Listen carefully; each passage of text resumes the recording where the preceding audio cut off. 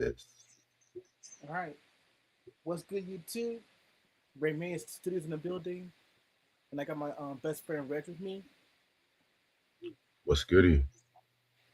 And today we're talking about a influential, deeply flawed yet groundbreaking Disney cartoon that aired in the early 2000s, and is none other than Bruce W. Smith's The Proud Family.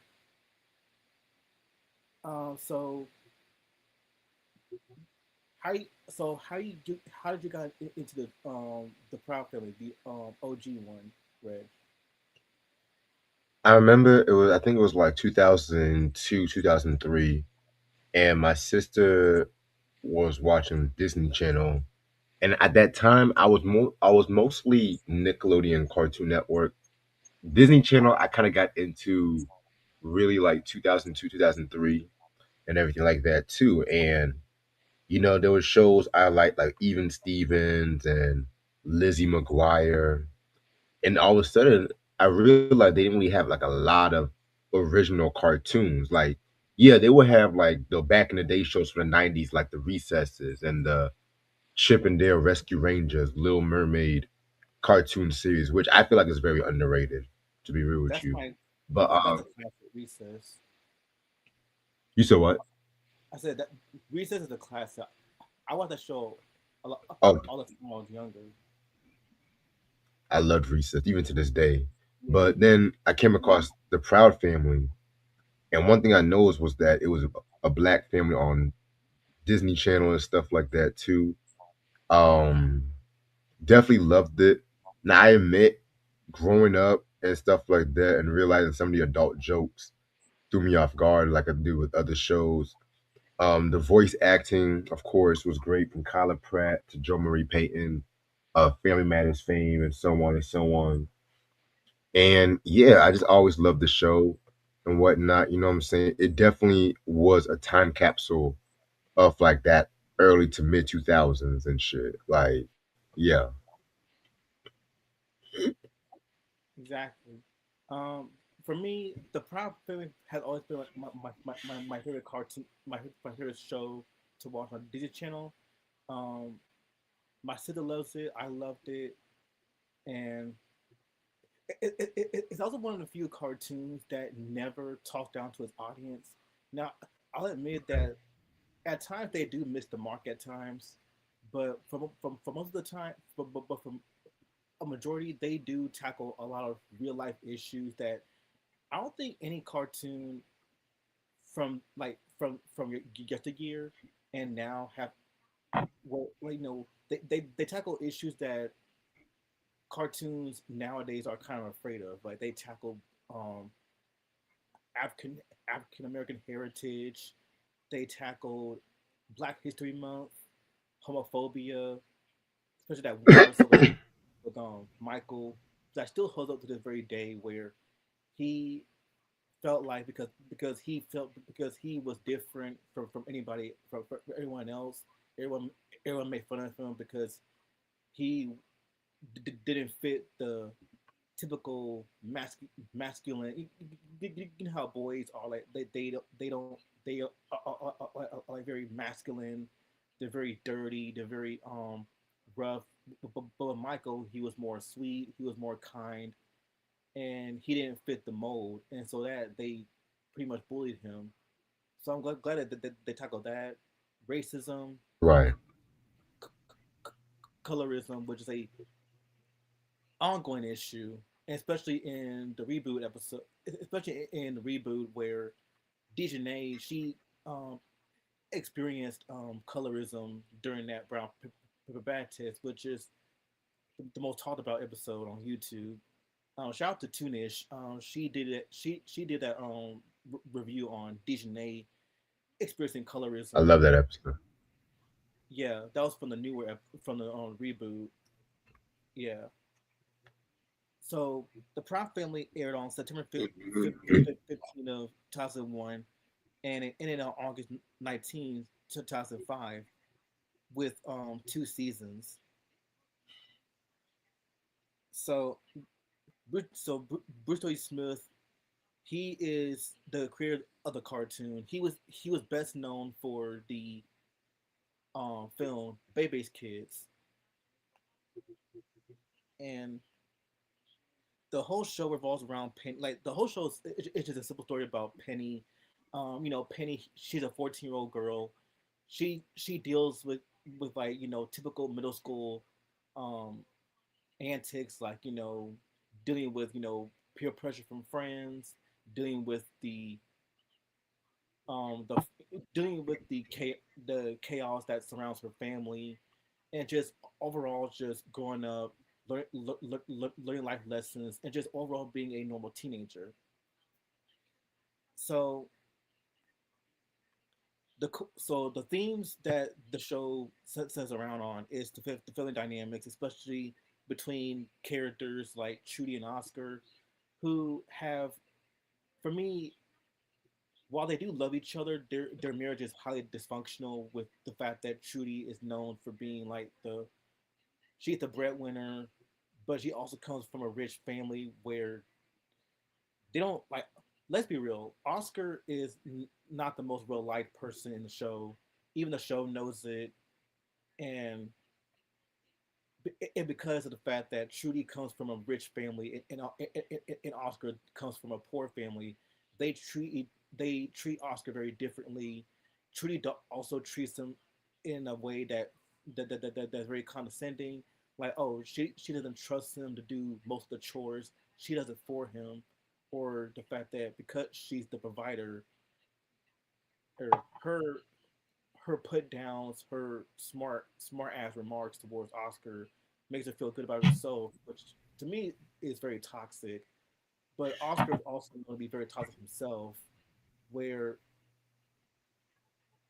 the whole thing with him is that we because he's very overprotective towards Penny, who again 14, 16 a reboot. I don't care what no one says. She's 16 a reboot. I don't care what no one says, but he's very he's very overprotective of Penny to the point where there are moments where I feel like, yeah, I think in the original because of the fact that I think there are some boys that he can trust, but I think the reason why he's so overprotective is because his he doesn't want Penny to to like get treated like crap, or the fact that he like or the fact that he didn't want Penny to make choices that she'll later regret when she actually starts a relationship with a man, and it explores the tension between parental protection and teenage independence to showcase a stable, loving, and multi-generational black household. And like I said before, it dealt with peer pressure, body image, dating, and desire to fit in while remaining true to oneself. And the show tackled Black history, African traditions, Kwanzaa, and diverse backgrounds of the supporting characters. And the show also tackled a lot of real world issues that are still relevant to the very day, such as racism, sexism, bullying, colorism, socioeconomic disparity, and most recently the LGBTQ identity.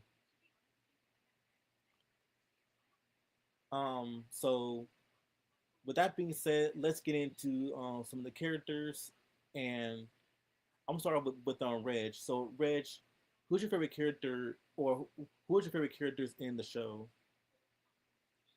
Okay. Um, if I had to pick my all-time favorite character on the show, hmm, in the OG, I would definitely say I would say Sugar Mama. I would say Sugar Mama because at times I pick her as a favorite because as the show went on, they definitely added more into like her background, her backstory, and whatnot. You know what I'm saying? I definitely love the fact that she was a mentor to Penny and everything. Her relationship with Oscar.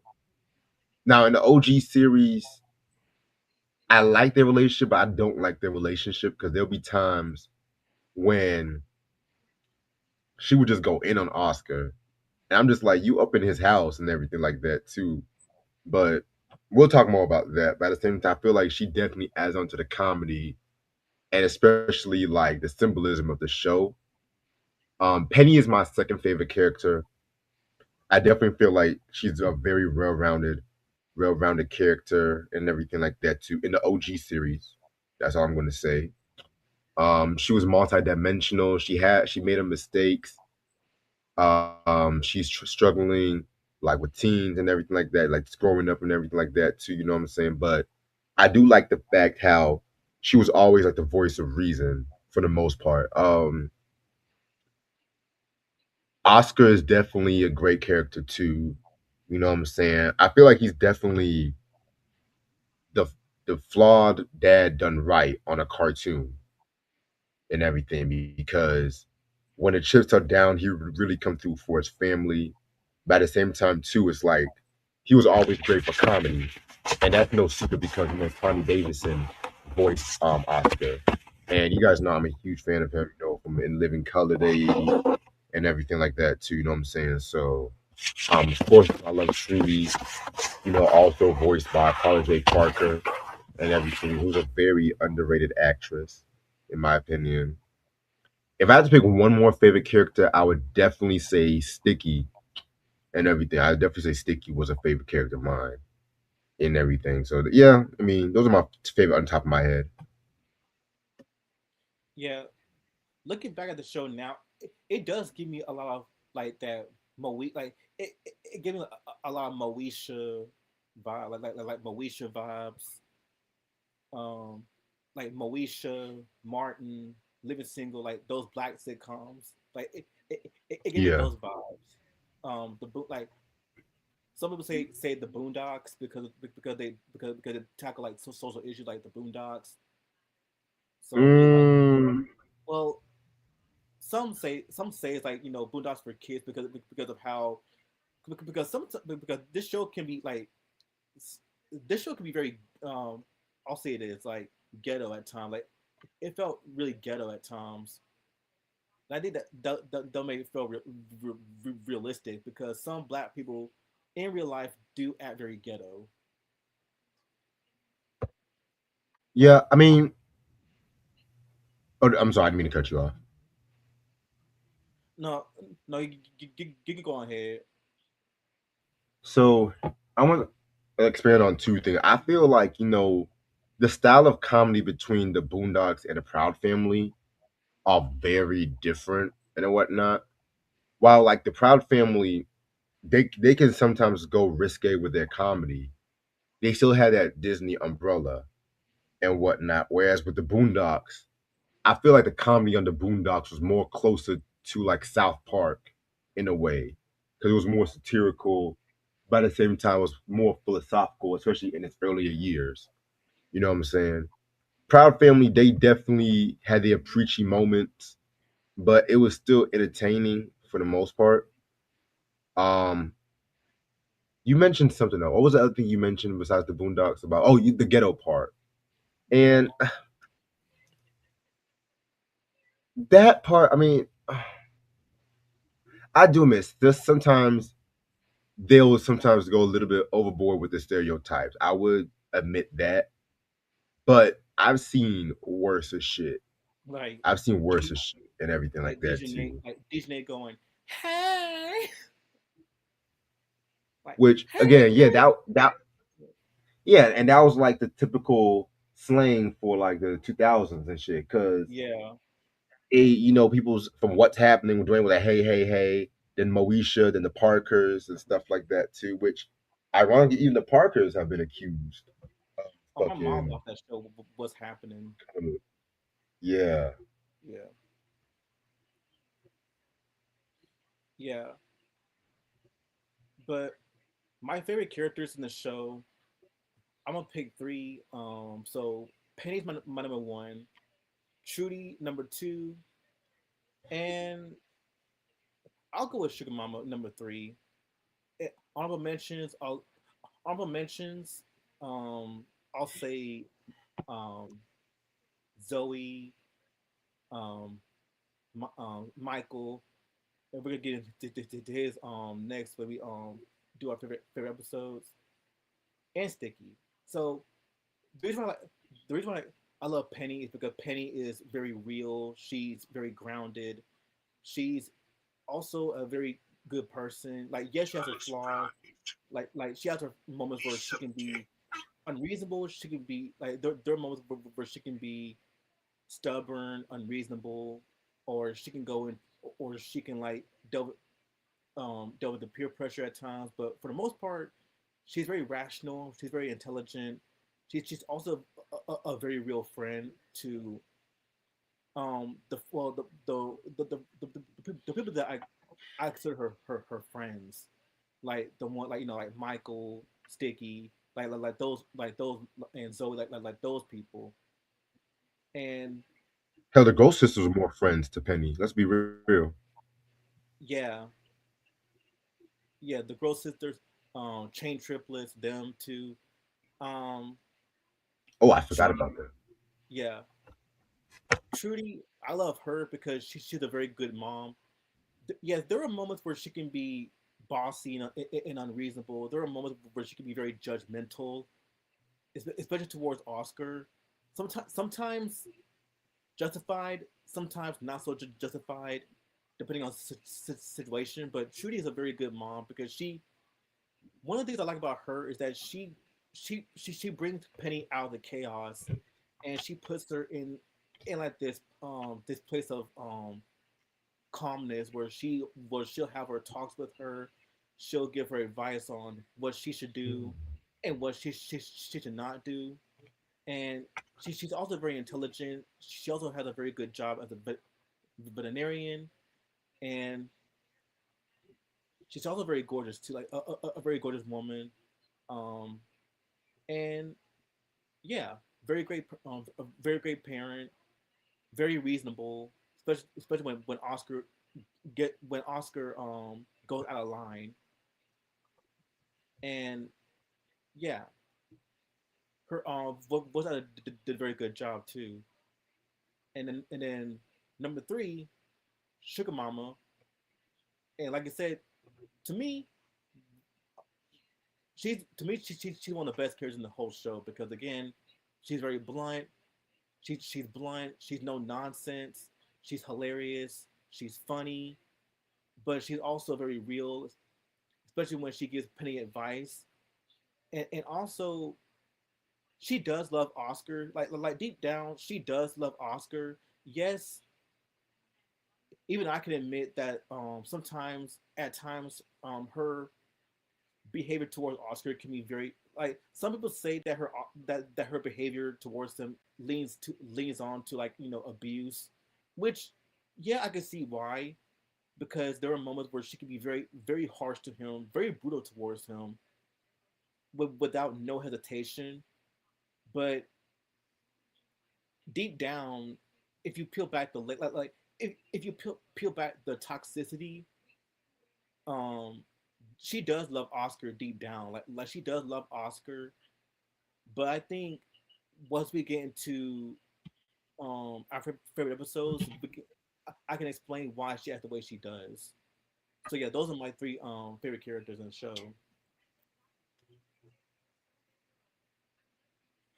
Dope.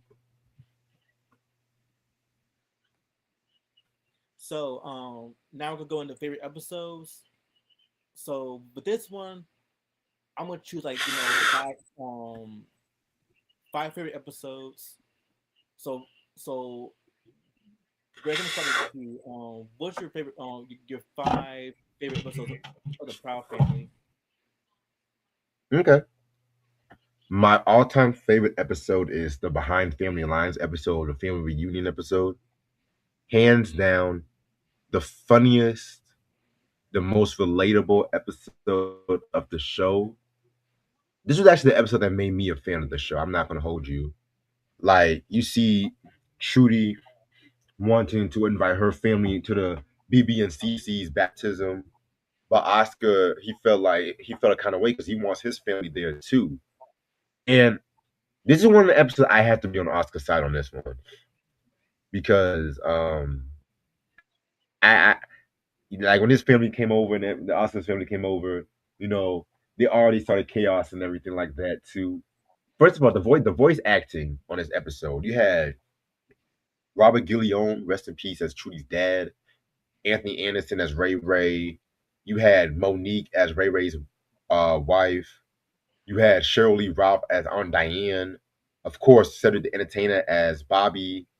Um, old boy from the Parkers, Ken L. No, was that him? He played like the big boy. I think that was him. I could be wrong, but yeah, the voice acting was on point on that episode. And then you see the difference between like the family values and everything. And at the end of the day, the kids stepped up and put them all in their place and everything. Second favorite episode, I would have to go with the Adventures of BBC in an episode. In my opinion, the best Dejanay and Penny episode because this episode Dejanay was on some shit. So they were trying to see this R&B group I think called Third Story and who actually voiced themselves in this episode too. And Dejanay tricked Penny into watching her sisters, her brothers and sisters, as well because they were supposed to babysat together. But then it was like a whole adventure trying to get them to the concert and everything. But then Third Story, they took Cynthia and Penny, they invited her to the concert for free. And the way how she put Dejanay in a place was something that was very warranted and needed. So I definitely love that episode. Third favorite episode. This one's a personal favorite of mine. Teacher's Pet. So Penny has this teacher who was pretty much, just a savage and just disrespecting her. And long and behold, she was actually Sugar Mama's nemesis.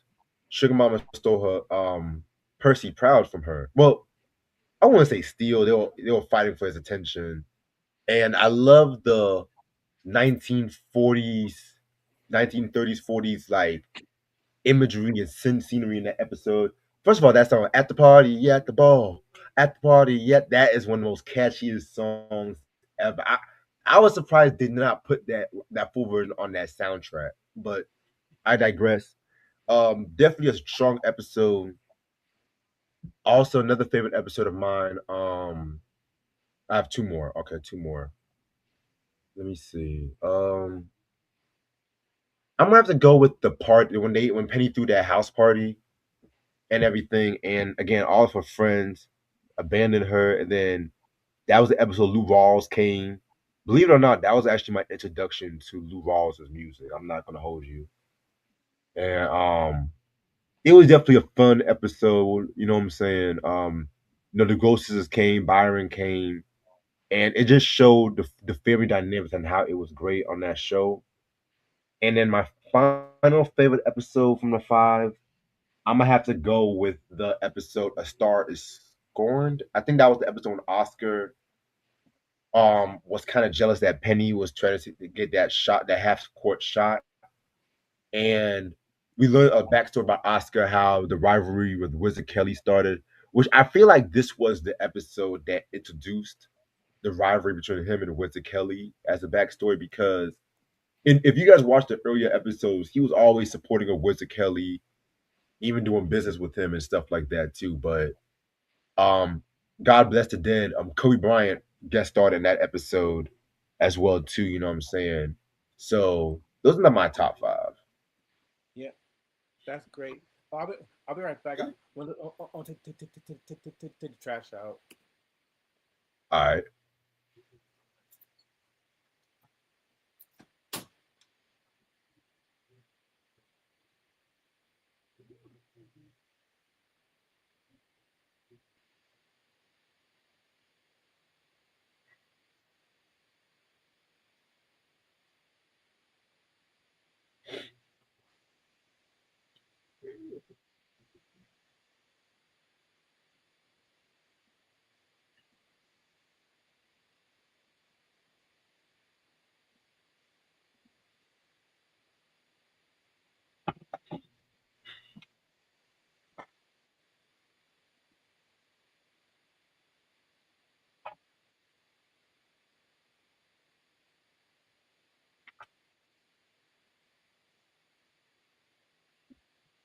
Here we go. Here we go. Look at to Jim.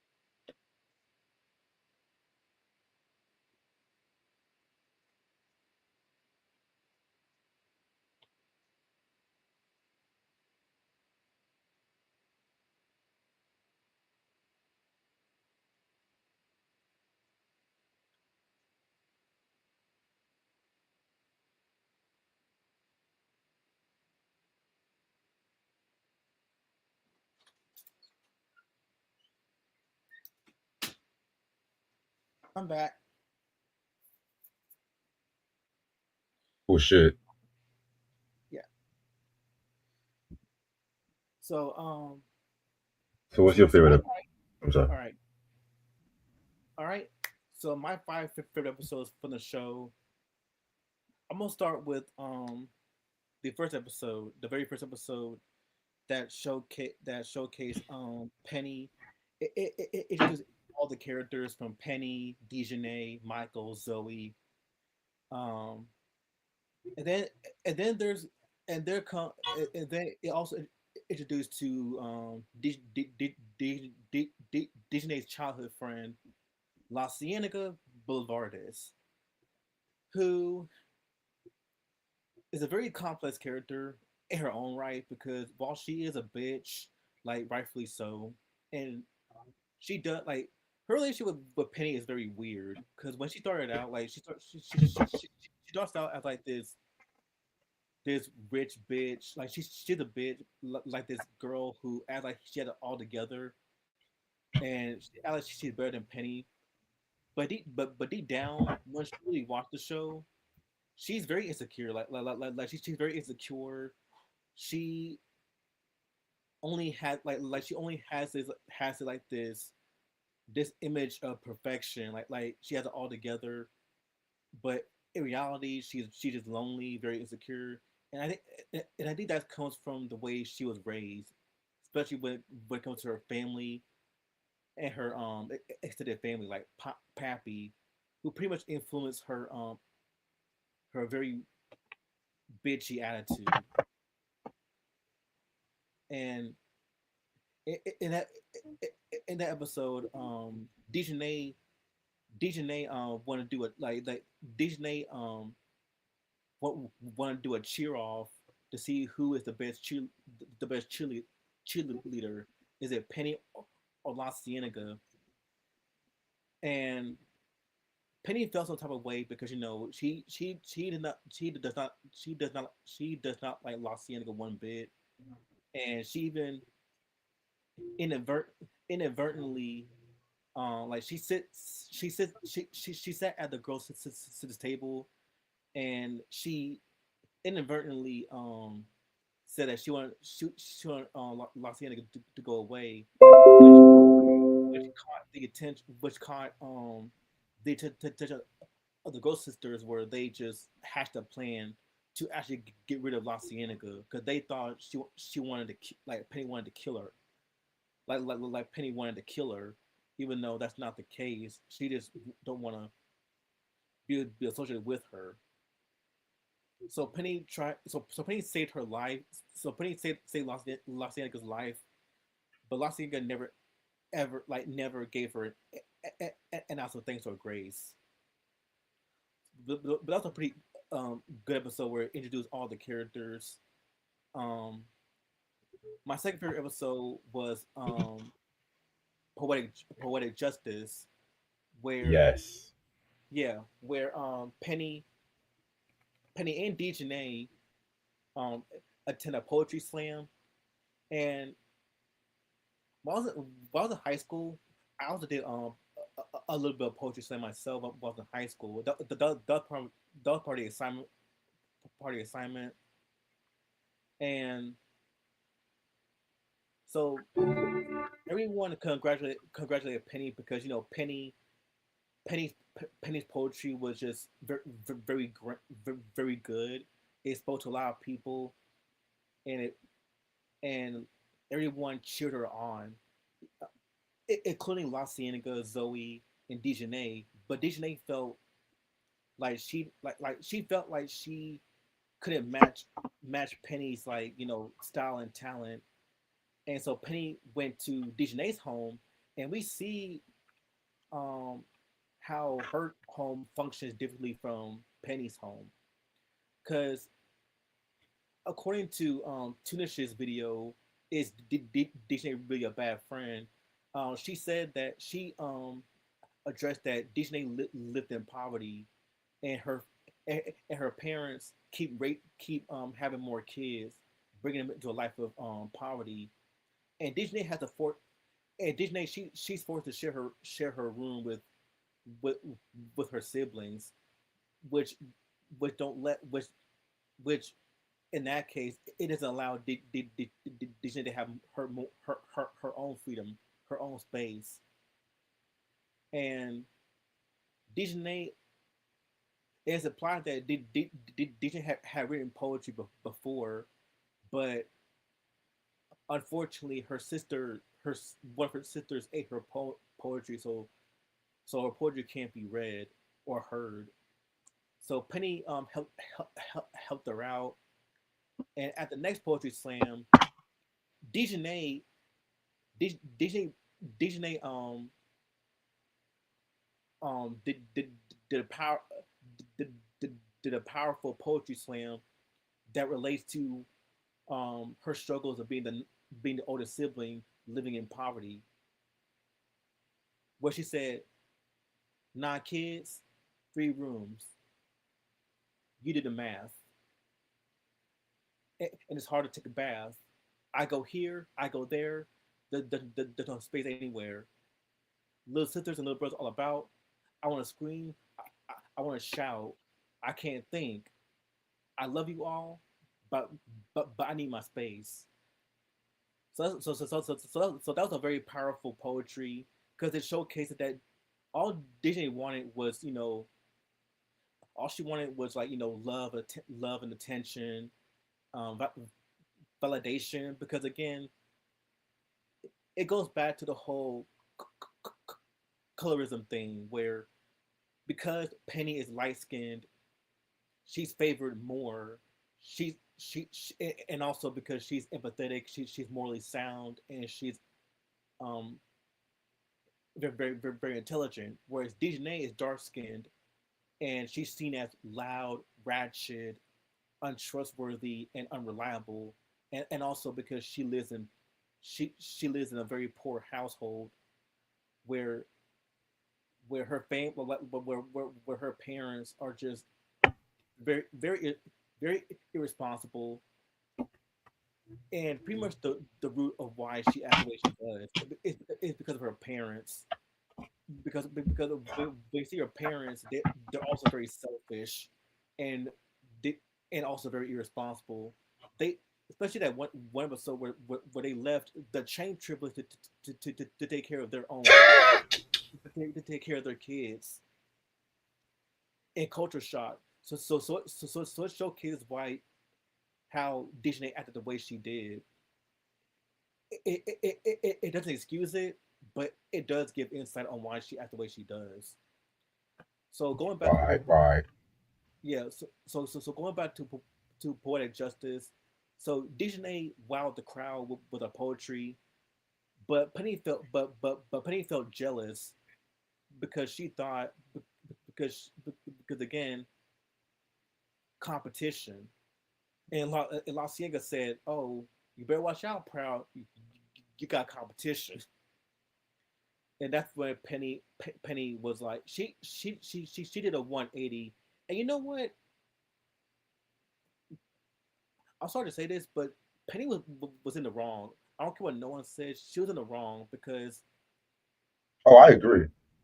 because one you went to her house and you helped her out, helped Disney out, and then all of a sudden at the poetry slam you you did a 180 and you said and you were and you were all but her because her poetry got got way more love than yours. I'm like, that's a 180 if I ever seen one. Yeah, but I'm glad Trudy called her out. Yeah, and then yeah, that's one of my favorite episodes of uh, of the show. My third favorite is the episode with Sugar Mama's sister um Aunt Spice where she was introduced and in that episode Sugar Mama has does not want does not she does not want nothing to do with her sister because her sister is very spiteful, she's selfish, she's bitchy, and also that's the other the episode where um Zoe felt very like I think with Zoe is that Zoe is has very low self esteem, very low self esteem, and pretty much everybody made fun of her, which is not surprising. But Aunt Spice gave her like advice on always believe in yourself. Don't let anyone's comments bring you down. And and and in that episode, and also because Aunt Spice is like psychic, she's psychic, and Sugar Mama just saw through the bullshit. She saw through the bullshit, and she beat her beat her sister, like literally beat her sister. Yeah, that was a funny episode, but also because she also this also one of the few moments where Sugar Mama like she protected Oscar from her from from her sister because she didn't want her son to be to be treated badly by her sister. Being used being used by her sister. So that's a very heartwarming episode. Um, Number four is Hip Hop Helicopter. Um, that one is all about Penny, La Cienega, Dejanay, and Zoe. Um, they get they get on hip hop helicopter with with with, with they get on hip hop helicopter with the thank with thanks to Bethany. However, things turn very sour when they actually get on hip hop helicopter and they start taking off their well not literally but they wore like very suggestive outfits which thankfully c- cover them up. Like they wore like such suggestive outfits, and the adults were justifiably shocked because again these are 14, like these are underage girls at the end of the day. And what Bethany did was very irresponsible, like, and also she never um took full responsibilities for putting Penny, DJ La Cienega, and Zoe in a very compromising and uncomfortable situation because she literally brought them to a high school to a high school party wearing the same dress that Trudy and Oscar forbid them to wear, and it just shows like a lack of like security and just bringing them just bringing them into a very uncomfortable situation. But thank goodness they all left, and that's one of the few moments where that's true friendship. That's true friendship because they never left. No, they never left any of themselves behind at that party. Even though Zoe said, "I want to stay. I feel the power." Like, but I'm like, girl, sit your ass down. yeah, like I want to stay. I feel the power. Like okay, Zoe, but again, you're 14, and these are like 17, 18-year olds, like well, probably like 16-year olds, but you, you get the drift. But they all left. They all left. That's true friendship right there. And I said to myself, why can't they show true friendship in like every episode? Like I know friendships has like I know friend group will have like flaws and like falling outs, but one thing is that all friend groups need is like true friendship, like true friendships, and not like always betrayal, backstabbing, talking about each other's backs and all that stuff. Like nah, but yeah, but that was a very good episode. And my last favorite episode, number five, I'm gonna go with the episode "Who You Calling a Sissy," where in episode Michael gets treated like garbage by everyone because he does not fit the traditional masculine quota, where oh boys are meant to be like rude, they're crude, they're loud, they're rough, and Michael's not it's not like that. Like Michael is more soft. He's more gentle. He's very sweet, and you would think that Michael would be all like, "Oh yeah, they're making fun of me, but I don't care. I don't care what they say about me. Like, yeah, they call me a sissy, they call me like a wimp or whatnot, but I never let it get to my head. I'm always be me." However, later in the episode, we see the monster lurking in the shadows, and the monster turned out to be, and the monster turned out to be Michael, and pretty much the monster that he turned into is pretty much a metaphor for all the anger, all the rage. He was like all the anger and rage he held in, and he just decided to let it all loose, let it all come out, saying that oh all his frustrations, all the pain, the frustrations, all the heartache he been through because of how people people treated him very differently, and they also treat him like trash, like complete trash, be, be, because he was gay, or he acted gay, and and he said that you know how you know how it feels when you go home and cry every night because of the fact that you get treated differently because of your sexual orientation or or your gender identity. Because in the reboot, because in the reboot, Michael goes by they them pronouns in the reboot. So you know what?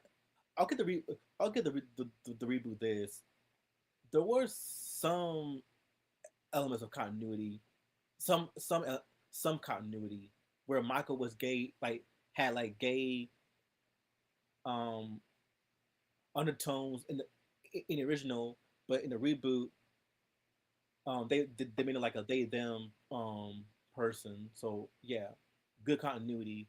But other than that, like that was a very good episode where it just showcased that bullying is no joke. Like bullying someone is no joke, especially when it comes to someone that you least expect, which is Michael.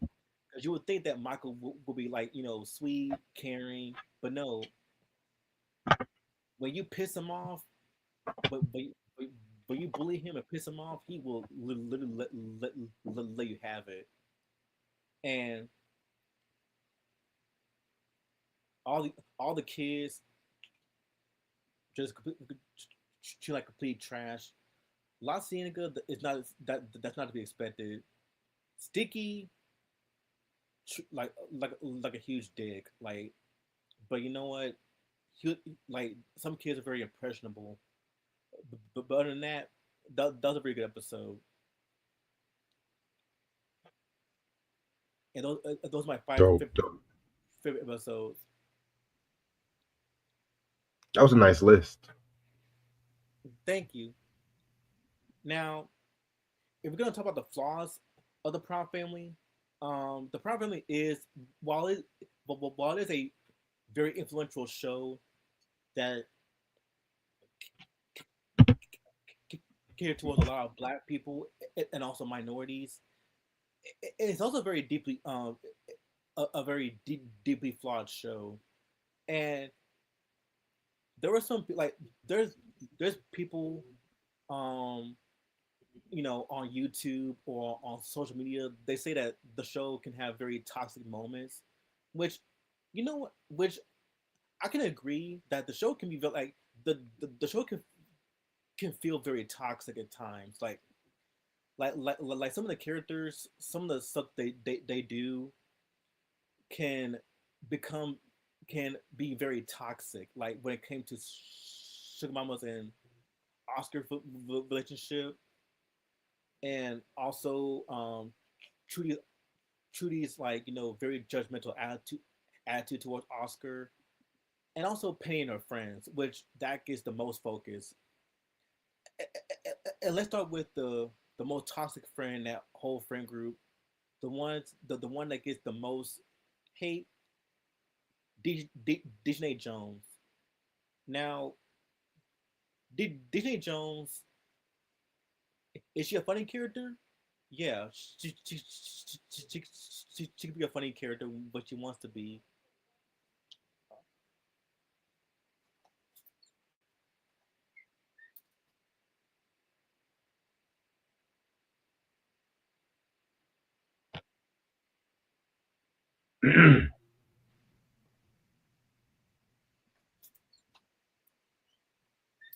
Yeah. Yeah. Now, Disney Jones. Now, is she funny? Yeah. Is she entertaining? Yeah. Is she toxic? Yes. Like very, very toxic. And she does not hide it at all. Because in the very first episode, it just showed. Well, let's start with rumors. I think rumors is like the very first episode where it just showed her toxicity right on the spot. So in that episode, after Penny got grounded for for throwing a party, Dejanay, not surprisingly, she pretty much made up a story about Penny and Myron being in the closet, and Penny rightfully so called her out, saying, "Why would you do this? Like, why would you make up that story about me and Myron being in the closet?" And Disney was like, "It's part of it's part of my job. And if I don't gossip, and, and if I don't gossip, no one will be interested." Like that's that's my words, but that's the vibe I got from from that scene where Penny called her out, and it just shows that Disney she never apologized. She never backtracked. She just simply shut it off and saying, "Oh, I just did it for attention. Oh, I just did it for because it's part of my job as a gossip reporter. And, and if there's no gossip, I can't report it." And that's where La Cienega came in, and La Cienega was the one who pretty much did all that shit because she wasn't invited to Penny's party because in her words, you didn't come, you didn't invite me, and everyone knows it's not a party unless I'm invited. Like, fuck you, bitch. I would have just slapped her. Yeah, yeah, but Dejanay, yeah, that just showcased her toxicity. Um, another episode again. Like you mentioned. Adventures in adventures in babysitting, which a lot of people say that was Disney at her absolute worst because in that episode, all of Disney's siblings go crazy, go missing. Well, some of them go missing. Disney, not surprisingly, abandoned Penny and uh, abandoned Penny to go to that concert. No remorse, no remorse whatsoever. But again, her doing that is a reflection on how her parents, like, on how her parents, Disney's parents, did the same thing to the chain triplets. They left their they left their the chain triplets to take care of their kids, and Disney mirrored that where she literally left Penny to take care of all her nine siblings. Ironic. So Penny had to look for Disney sisters, and one of the best moments in the whole show was where after Los Angeles Zoe and Disney got kicked out of the concert because their tickets were fake. They all they dated the girl sisters. Um, Dejanay wanted to say, oh hi Penny. See, there's my girl. Hi Penny. And then Penny was like, I don't know her. Yeah, she's nothing but a stranger who used to be my best friend, and even her siblings didn't want nothing to do with her. So I guess they were like, yeah, you fucked up, Dejanay. That was one of the best moments in the whole show where Disney actually reflected where Disney actually reflected on her actions and pretty much all like our overall actions and her just being a terrible friend and a terrible person to Penny because Penny gave her way too many chances to change, and that's when Penny called her out saying, Disney, you treat me like trash every like Dejanay, you treat me like trash all the time. Like I I always wanted you like I give you way I give you way too much chances to change and all you do is make the same mistakes over and over and over again. And now I can't trust you. And that was like a very good call out because the thing with Dejanay, uh, unlike La Cienega, who gets punished every episode, Disney never really gets any like actual development or real consequences for actions, which can yeah frustrate a lot of fans, which to the point in one episode where she in the new in, in, in the reboot where she experienced uh, colorism with the brown paper bag episode. A lot of people have said that she deserved like she deserved racism because of her being a bad friend. And yeah, how did you feel about that? Where people say, "Oh, she deserves racism because she's a bad friend," or she deserves dis- discrimination because she's a bad friend to Penny. Like, how'd you feel about that one? Feel about Dejanay being a bad friend. Well, like, well, yeah, well, but there were like, but there were like comments like, cause I all the cause where I got this from is from Tunish. She does a lot like she does a lot of Proud Family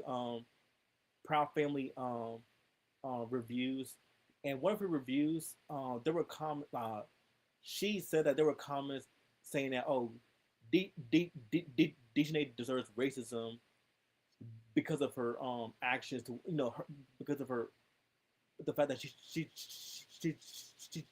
a bad friend or that she's too much or she's very overwhelming as a person that they thought that her experiencing racism and discrimination is justified because I think it's very I think it's very disgusting because again Disney is a child.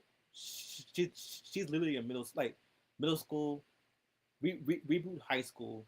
Like she's still a kid. Like Penny, Disney, Los Angeles, Zoe, they're still kids. They're still kids. Like they're gonna make mistakes. They're gonna get on your fucking nerves. Again, they're kids. But the fact that they say that she deserves racism because she's a bad friend. Like how would you feel if somebody said to you when someone said you, you deserve racism because you're a bad friend like Hmm. Honestly, I would just laugh at his face because that whole you deserve racism, that screams a lot about their toxic behavior, to be real with you. yeah Like that's the personal ass shit. Like you deserve racism in your life. And the fact that people say that about Dejanay, I feel like they just using their dislike for the character to justify what they're saying. yeah I feel like the reboot like my problem with the reboot is that it tries so hard to be serious to the point where it's laughable like the the episode where Zoe like that episode where Zoe faced colorism because of the fact that a black guy asked her out, and all of her friends got pissed off, mad. Like they got big mad. Like, and I'll say even well, not so much with Penny, even though she was like swooning over him. Like Penny, you have a boyfriend. Like Penny and DJ, you have boyfriends. But because Noah is light skinned and their best friends are dark skinned, there's like Noah is seen as more desirable than their boyfriends, which that's the vibe I got. That's the vibe I got from it. But hey, and then Maya, who to me is the most useless character in the whole show, starts drop like all her purpose is to start bullshit. That's the whole purpose in the show. And lately, the show was the show the reboot also had like Penny and Kareem break breaking up for drama, like not surprising because I don't think Penny can have anything good. Like the show doesn't give her doesn't give her a break. Like she goes through breakups, um, fake ass friends. That one episode where that got everybody riled up mad, where Trudy locked around the house, which again, Penny is 14. Well, Penny is 14. Original, she's 14. 16 the reboot. I don't care what no one says. I says she's 16 the reboot. She was 16 in the movie. She turned 16 in the movie. So in the reboot, in my head, canonically she's 16. She's a minor, like still a minor, and kicking a minor and kicking a minor out of the house is illegal. It's very illegal. And Trudy, she knew like she knew better. Like cause if Sunset saw that, cause Sunset she's a police officer. If she if she saw that if she saw that, Trudy will automatically get arrested. Like pretty much so. And also, Shikamama also like she never fed Penny at all. Like at this point, also grandma's house. I'm mean, grandma's hands from the reboot, which got everybody big mad because of the fact that one, Penny got locked out of her house. Two, Sugar Mama like pretty much never fed her breakfast or anything. Like she just like kept forced her to do all the chores. Which look, does Penny deserve punishment for being like for acting like a brat? Yeah, but not to the point where it's severe. Like Trudy should have like just sat her down, talk things out, like have mature conversations about what curfews mean. Because locking her out of the house was not, to me, in my opinion, was not the smart thing to do. Because again, what if she gets kidnapped? What if she gets caught or pretty much murdered? Because again, real, real life cases happen, and also because Prime Film is based off of realism. So pretty much Penny, if Penny no with the Sugar Mamas, she nine times out of 10 she'll automatically be kidnapped or pretty much murdered or abducted by some strangers. Which yeah, and, and that'll be on true. Like they pretty much ruin all the characters. That's why I never liked the reboot. Like they ruined like they ruined all the characters because in the OG show, yeah, they have flaws. They have moments that piss you off, but at the end of the day, they also have they're also very likable. They also have that sense of likability. Whereas in the reboot, all that likability was thrown out the window.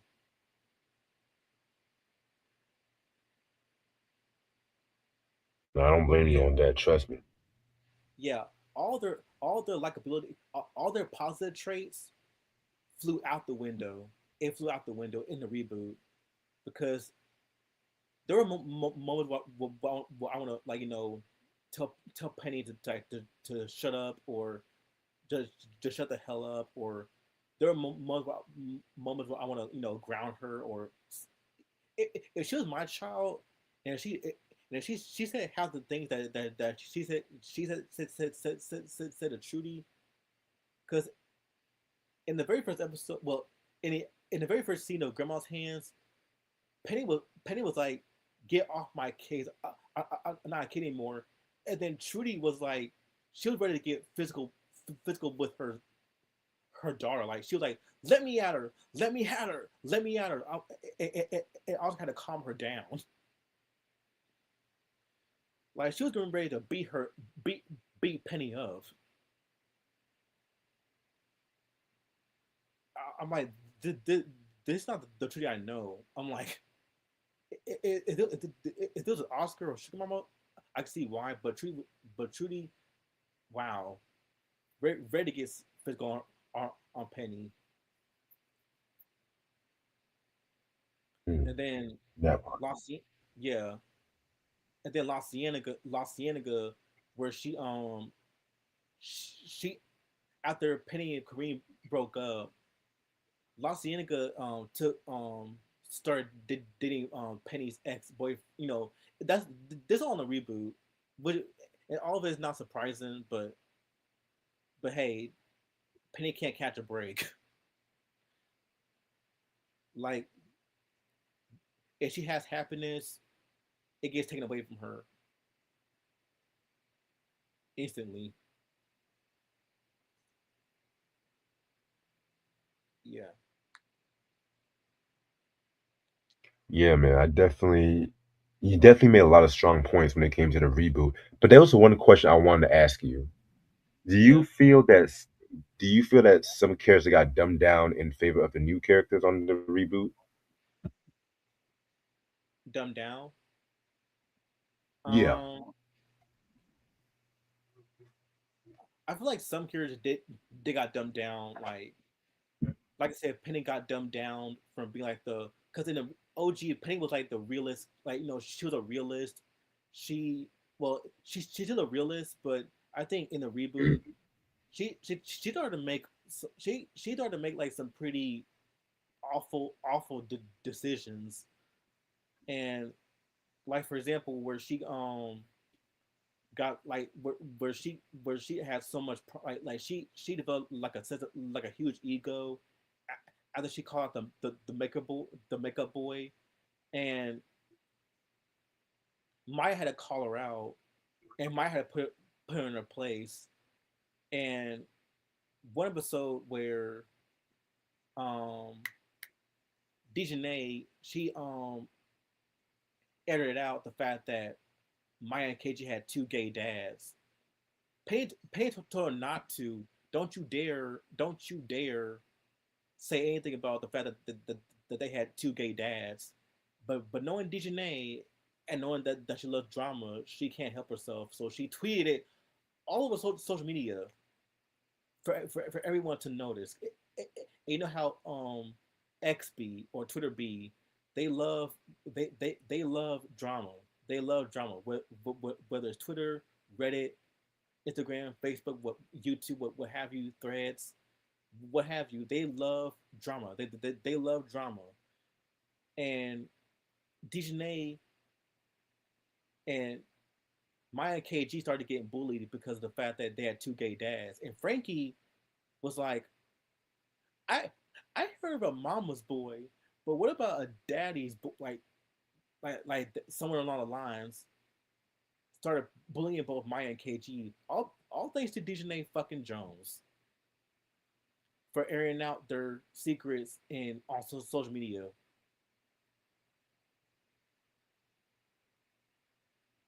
And lots And damn, and lots. Dejanay can do nothing right. Hmm, I was like, damn, Dejanay can do nothing right. she can't. Even if she was, even even if she's even if she's a part of her environment, like she should know better. But I'll give her this. At least she called out Loxy Indigo for stealing Penny's boyfriend because she knew that Penny and Queen were boot up. So I'll give her some points for staying up for Penny when Loxy Indigo stole her boyfriend. And speaking of Loxy Indigo, she was assassinated so much in the reboot because in the original, yeah, La Cienega was a bitch, like a huge bitch, but there were moments where she could be actually where she could be actually kind. She could be friendly to Penny. There were moments where and there were moments where she like and she and not once in the OG has she ever stole Penny's boyfriend. Never, never. Cause that goes against that girl code. Like you could never steal no one's boyfriend, whether it's your ex or they're still dating. Um, but there's one episode in the OG where La Cienega and Agatha, I forgot to mention this one, this episode where Agatha and La Cienega, they get chosen in a Teen Idol concert, pretty much American Idol, pretty much the Teen Idol concert, and Agatha got all the votes because Agatha is a very great singer, and because despite her looks, which it goes back to pretty privilege, like oh, because Agatha's ugly, because Agatha's ugly, no one really loves her, even though she's a very sweet girl. And La Cienega is like a very pretty girl, but she's like but she's very toxic. And yeah, that's a very good episode. And Oscar, not surprisingly, as as as like a total dick towards Agatha, which yeah, that was a very good episode. But still but La Cienega in the reboot got assassinated so much. She got assassinated real bad. Where she went from being like a deeply flawed yet still caring person into like a more bitchier version of herself. Like she literally like stole Penny's boyfriend twice. Um, well, yeah, twice. I think it was three. Yeah, because yeah, I think it was three times she stole Penny's boyfriend. Yeah, Kareem. She stole Penny's boyfriend. Um, she also told Zoe in one episode, has any has any other boy ever asked you out to a dance, saying that oh, has any other boy, has any boy ever asked you out? And Zoe said Myron three times. And yeah, they pretty much that whole reboot pretty much destroyed what made the OG so great.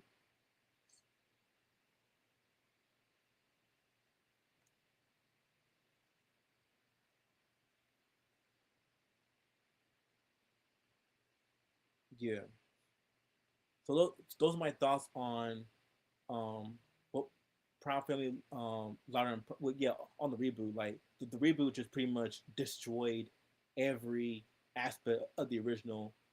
And I thought they were going to address like issues like oh the colorism, because that was a huge issue within the OG with the colorism aspect. And unfortunately, they didn't. They just you know they it was never resolved or anything. So yeah, reboot like OG all day, reboot now.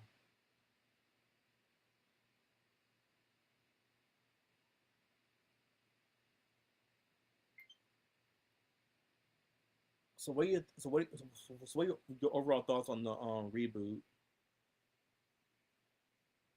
Honestly, I personally feel that the reboot is there. It has some good, some bad. Overall, I think it's very hit or miss. I do admit they kind of went a more fantastical route in some of these episodes, which Proud Family has always been kind of a show that always went out there, but I definitely feel like a lot of the broader episodes got more love. I do like certain episodes, like the colorism episode you mentioned, the episode when they went to go see Sugar Mama's origin, stuff like that in the barn. I do like that episode, those episodes and whatnot. But I definitely feel it definitely had struggled with some of the characters and everything like that too. You know what I'm saying? And personally, I would really, really, really wish that they would forget that by Monday. Oh yeah, like that episode where that episode where they went to that old town farm. Yeah, yeah that showcased generational trauma where where pretty much Sugar Mama's dad was like a total ass to her because she was a woman. So pretty much double standard, generational trauma, and also in the original, the way she treated Oscar, I think it's because of the fact that Oscar reminded her of Percy in that episode where Sugar Mama and that other woman they decided who wanted to marry Percy. So they flip the coin, and Sugar Mama she married Percy, and the, and this is from the OG the OG series, mind you. That was from the OG series where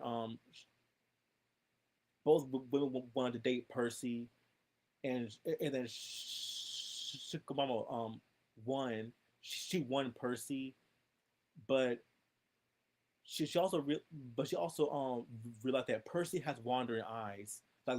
Percy is a very he's a ladies man, and he has wandering eyes, similar to how Oscar has wander. Like, so pretty much Oscar mirrors Percy's behavior, and I think that's why Sugar Mama acts so very harsh towards her son, because her son mirrors Percy's own toxic traits of having wandering eyes um to wi- women.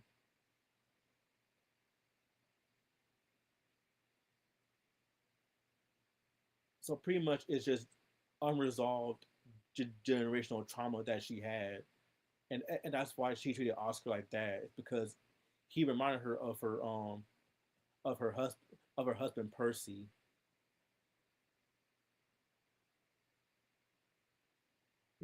Interesting.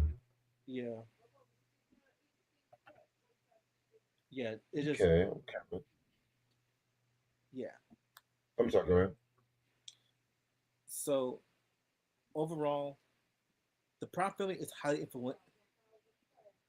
So the Proud Family is highly influential towards black and minorities, because it was one of the first major Disney animated series to center on a black nuclear family, providing mirror representation for millions of minority children who really saw their likeness as protagonists.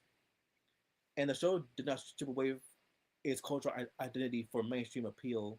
It accurately captured nuances in black hair care, vernacular, vernacular family structures, food, and music.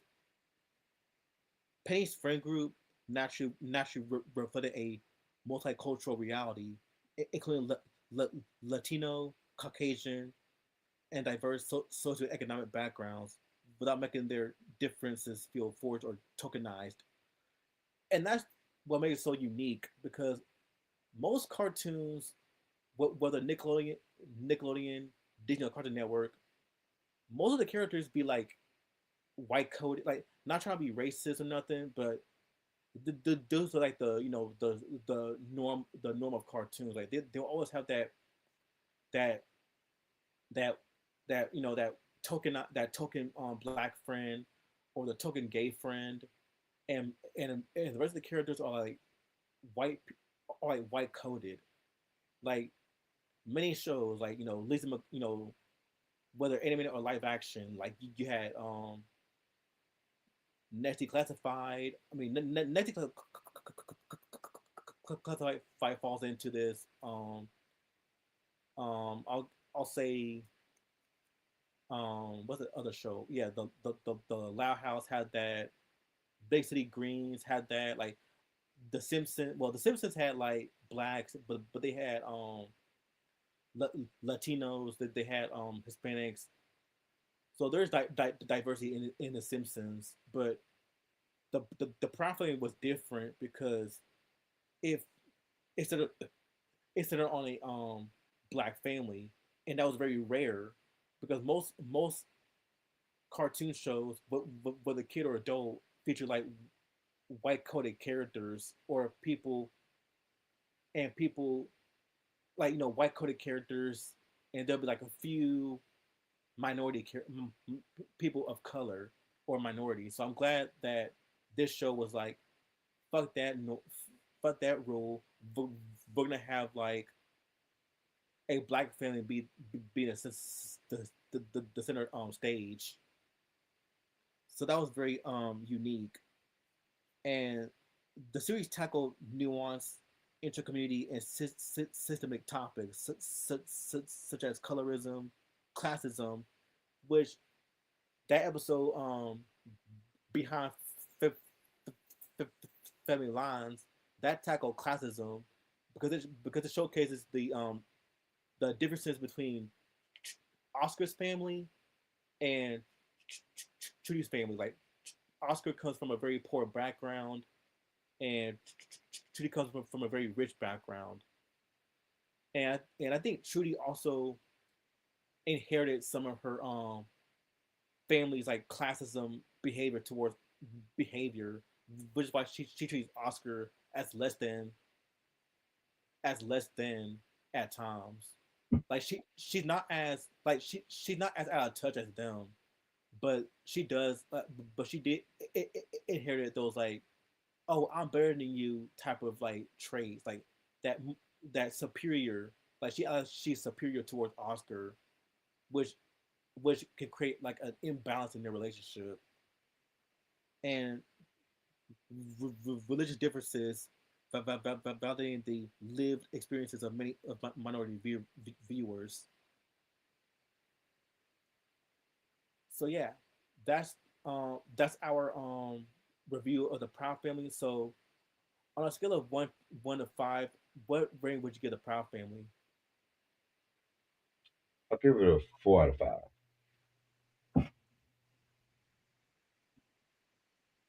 Right? You hear me? Um, Yeah. yeah, yeah, I hear you. Yeah.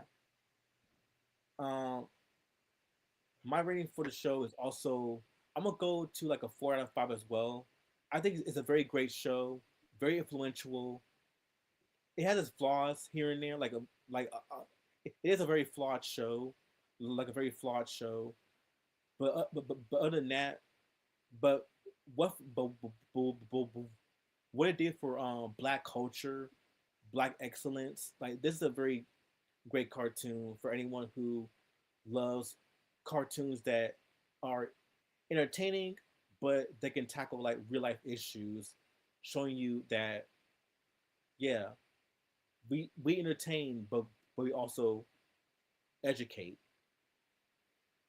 Facts. And oh, speaking of that episode, oh, culture shock.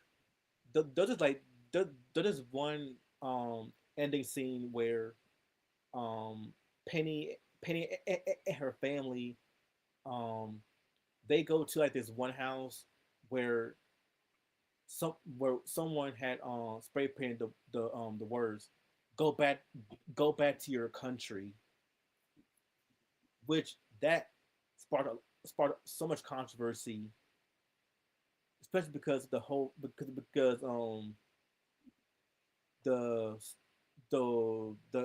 the people that Penny Muslims, and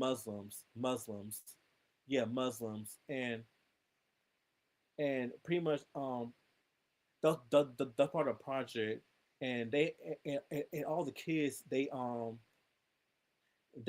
they get swapped into group like they get swapped into separate groups where they have to like learn about one's history, one's religion, one's culture, and Penny um she and with Penny she has like the Muslim like she had the Muslims like the Muslims, and pretty much at first she was not really keen to it at first, but as the show after the episode went on, she grew like she learned about the culture of of Muslim Islamic practices, Ramadan, all that stuff, and that one and that one scene where they said where their house got vandalized and spray painted where it says go back to your country. That just screams like prejudice, racism, and xenophobia. So I'm like, damn, this show was ahead of its time, and It it really still is. was in a way. Yeah. So I'm really glad. So I'm glad that we have show like the Proud Family that showcase black sitcoms in general. Like we have the Proud Family, the Boondocks, Living Single, Martin, um, in Living Color, What's Happening, Different Strokes, Good Times, like the Jeffersons. All these black black centric shows that showcases that black people go through everyday life. They go through struggles. They go through different paces in life, and they're and also at the end of the day, black people black people are people like you and me. They're people they're people like you and me. Black no matter if you're black, white, Asian, French, Canadian, what have you, everyone's everyone is a everyone everyone's a person, regardless of race, sex, um, color, age, what have you, and and we shouldn't be placed in a and we should be placed in a box where people would judge us or you know treat us differently. Facts. Yeah.